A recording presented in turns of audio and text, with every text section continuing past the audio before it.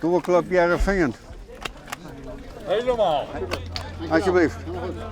We hebben een mooie waarbui. En het draait, nee, maar dat is voor het stof. Hier Hè? even pissen. Dat is voor het stof. Kun je hier even pissen? Hier kun je ook vissen, ja.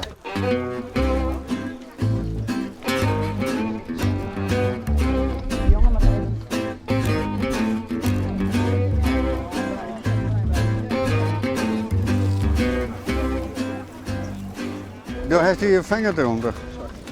Alsjeblieft. Daar is dit, zie je dan? Ja. Oh, dan geef je Brits. Neem je dat.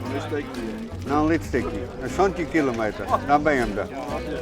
Ja. Nu een 23 ben ik begonnen met de Elmarm te fietsen. Zelf te fietsen. Zelf te fietsen.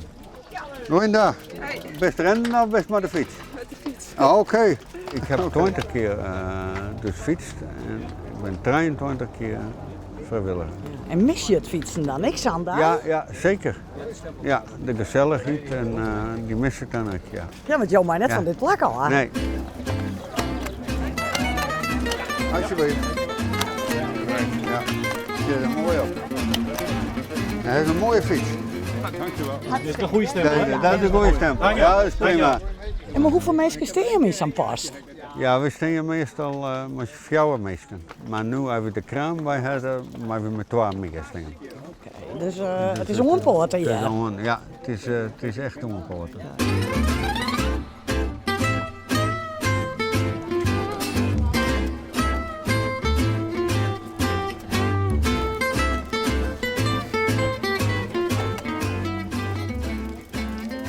Het is ontzettend druk dit jaar.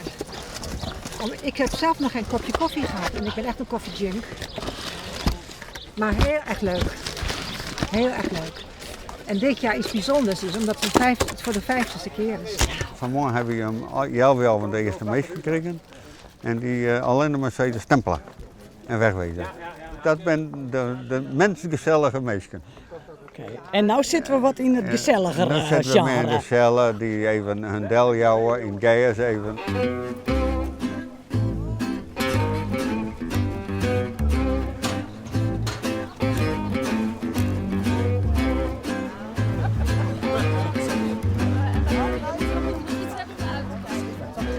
U bent 80? Wauw. Ja, vroeg ook aan. En dan fiets je nog 150 kilometer. Mooi hè? Zo is het. En je geniet van de mooie natuur en de bermen en de fluitenkruid en de boterbloemen. Het is hier prachtig hoor. Mooi hè? En waar komt u vandaan? Uit Gelderland. Uit Gelderland.